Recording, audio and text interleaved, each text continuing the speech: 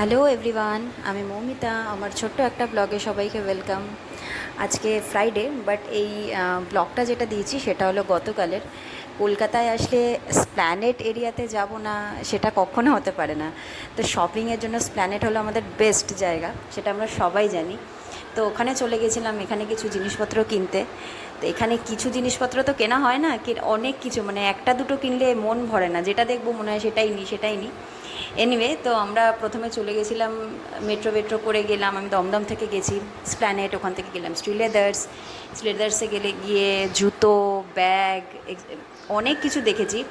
তো পছন্দ মতন যেটা হয়েছে সেটা কিনলাম।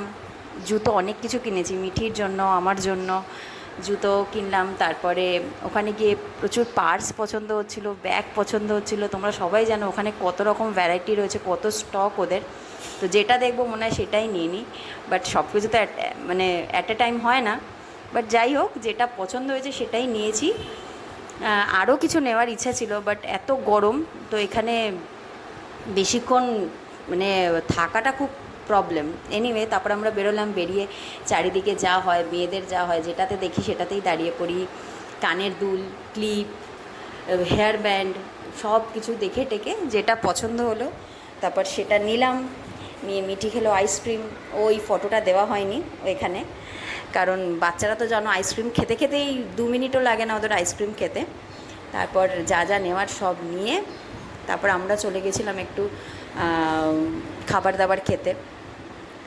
খাবার দাবার খেয়ে এখানে নিয়েছিলাম আমরা ফ্রাইড রাইস, চিলি চিকেন।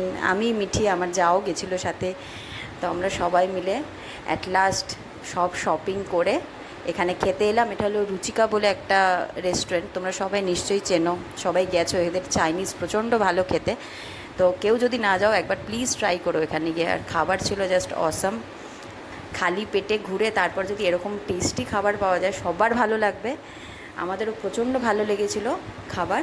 তারপর আমরা চলে এলাম, টাটা।